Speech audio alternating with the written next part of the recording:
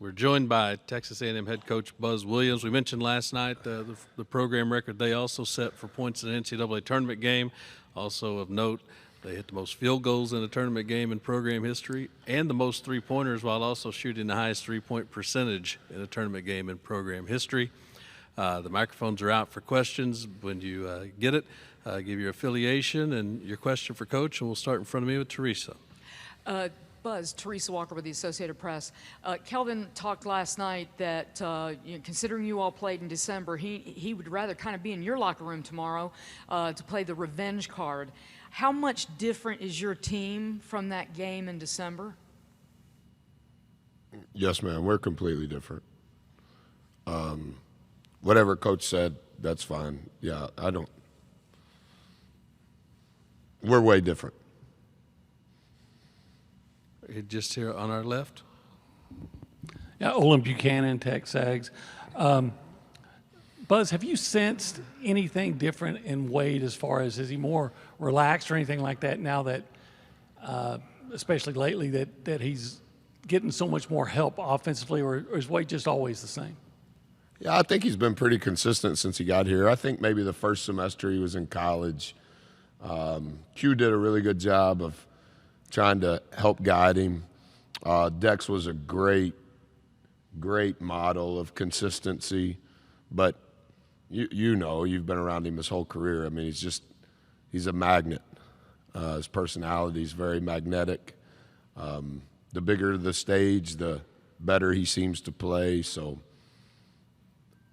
I don't feel that way. We're going to our right on the back row.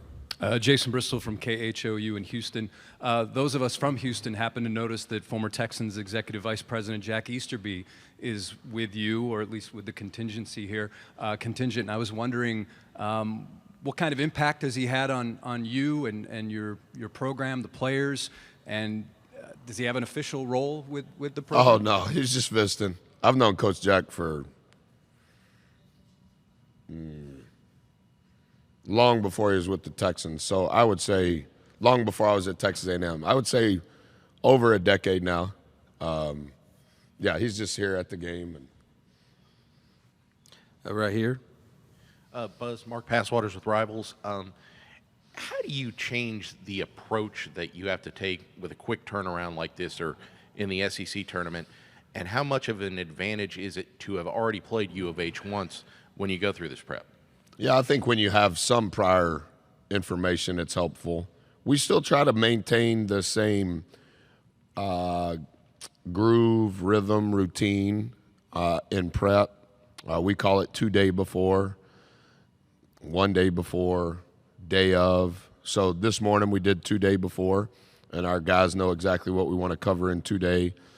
And then this evening before dinner, we'll write our thank you notes and do 1 day before.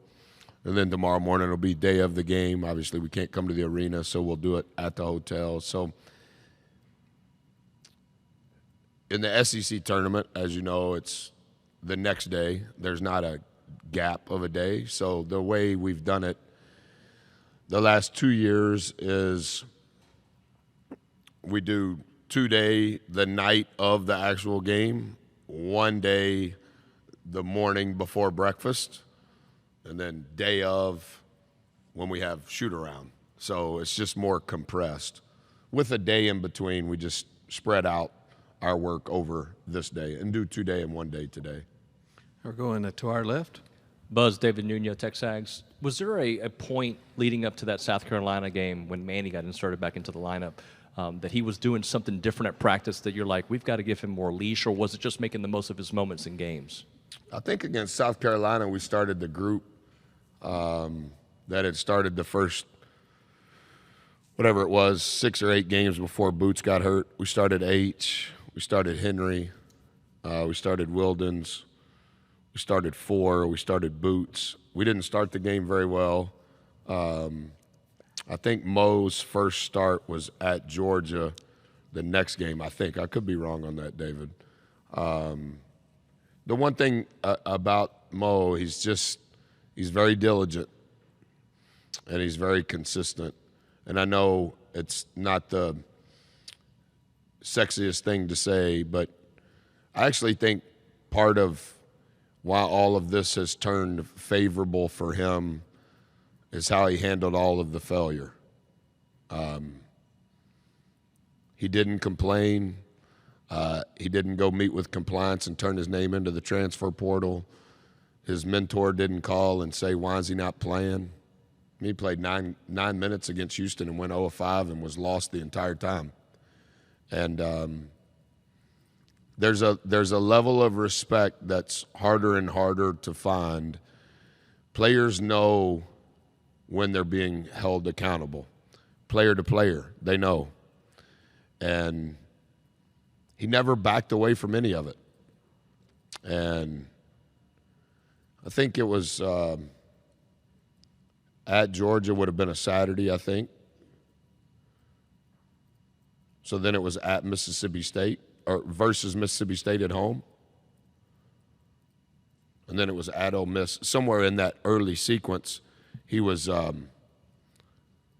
co-player of the week or whatever in the SEC. And as you know, I've kind of quit looking at my phone. And he sent me this picture, I guess that was on social media, and sent a text message that long, kind of walking through the almost chronological order of his impact as a freshman, broke his hand in conference game number 1 against Florida, and I'm reading it, and you would have thought he was 30 in what he was saying and how he had processed all of those lessons. And obviously I admire it, but I didn't have to live through it. But he has changed our team because he's back on pace. But I actually think it's turned back around because he wasn't trying to dodge it. And that's rare anymore. Going to our right. Buzz, Adam Winkler with the ABC affiliate out of Houston. When we were with you in December at Toyota Center, you were so complimentary of that event and that matchup and that atmosphere. That was unbelievable. I felt like it was here yesterday. We were playing the Nebraska Super Bowl. The fact that we've got these two programs, again, for a trip to the Sweet 16, realizing you have way more important things to worry about than the fan base. Can you appreciate the juice that this matchup and these stakes have? Well, I mean, Nebraska probably had 10,000, 12,000 people here yesterday, and I stayed and watched a little bit of the game last night. It looked like Houston was very well represented, and so I anticipate it'll be the same tomorrow.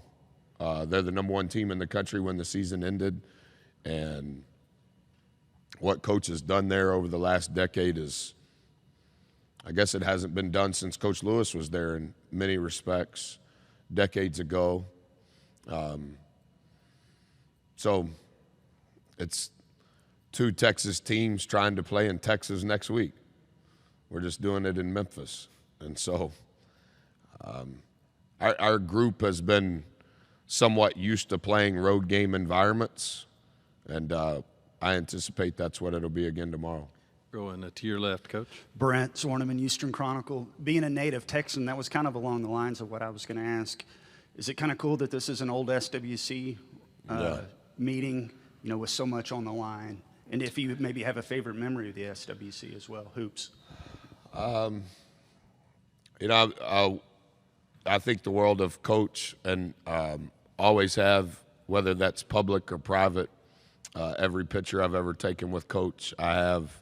He signed some of those pictures for me, so I think the world of him. But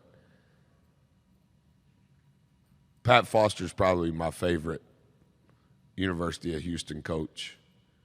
I still talk to Coach all the time. He's 82 now. He's one of the wisest men that's ever been a coach. And so when I think of the Southwest Conference, I think of Coach Metcalf, obviously. Obviously, I was really young. But specific to the University of Houston, I know bits and pieces about Coach Lewis. Obviously, I know Coach Brooks from our time together at A&M, and I've Coach Brooks was the first person outside my family that held Mason when Mason was born in College Station. But when I think of the University of Houston, I think of Coach Foster. Going up, back row on the aisle. Was Tyler Shaw with KBTX and College Station. With how many ups and downs there are to a season, how do you get and how does a team, peak at the right time late in March and playing your best basketball, when you need it? Well, I don't know that there's necessarily an exact formula for that. For the most part, Tyler, everybody gets 9 weeks that the NCAA allows before the season starts. And then for the most part, every team plays 8 weeks of non-conference games. Not everybody plays 10 weeks. The weeks were a little different in the SEC for the first time since I've been here because we had a bye. So instead of it being 9 weeks, it was 10 weeks. I don't know when the last time Easter was in March. So I think there's a little bit of calendar that goes into this particular year. But I think when you're in this in regards to building a team, you for sure want to have some level of crescendo. But it is become so result-oriented because of the net. And so who do you play? When do you play them? And sometimes you can get lost in your net, but it's really the net of who you're playing. That's really what you have to pay attention to. And so this is our 29th week. That's a long time to be with any group. And how do you formulate, keep working with all the things that you can control along with the things that you can't control? Because the line has just become invisible. I mean, we're seeing it the last 2 days, and it's going to continue today, and it'll go into tomorrow. I think your language has to be very important. I think the consistency of your work has to be an absolute. And I think that there has to be an insatiable desire within your staff. Is there one thing that we can do that gives us a metric on how to be just a little bit better? And then if there is, how do we teach that to our guys where they understand the value of it? And I think that we just happen to have a group of really good human beings that are a little smarter than the average group, and they love working. And so it's just all of those things probably are tied into it. We'll go across the aisle, and then we're going to end it in front of us. Chancellor Johnson, the NBC affiliate in Houston. When you watch the Big 12, We got one College Station guy here, and how many TV stations are there in Houston? we got a bunch. We got a bunch. When you watch the Big 12 Defensive Player of the Year, Jamal Shead, on tape, particularly on that end of the floor, what stands out? He can guard anybody in the United States, no matter how old they are, and no matter how much money they're getting paid in NIL or through the National Basketball Association. He is an elite defender. And I personally think he's an elite leader, but I don't coach him. And I think he's continued to improve offensively with each passing year. But not to take away from the first-round picks that they've had, the lottery picks that they've had, not to take away from any of that, but a 4-year building block that's probably based on the identity that coach wants and coach coaches to.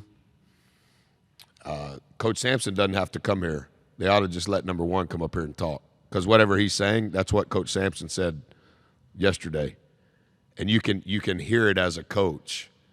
And I remember I did a home visit with him when I first got hired, and loved his mom, loved his dad, met the high school coach for the first time. And I said, I know we're like 2.5 years behind Coach Sampson and his staff. but it's a pleasure to meet you, and I look forward to watching your career. Like, I knew where it was going. I just wanted to be respectful. Man, what an unbelievable career he's had. And I think it all starts on that end. But I think that that's their team, and that's also their program. Last one's in front of us. Yeah, Travis Brown with the Eagle. Coach, have you sensed a little bit of an extra spark or drive with Solo not being on the SEC all-defense team? And how is he a different player from the first time that y'all played Houston? Well, I've never participated in any of those postseason deals, so I don't, in truth, Travis, I don't know exactly how that gets done. I'm sure somebody in our office signs my name that I voted. I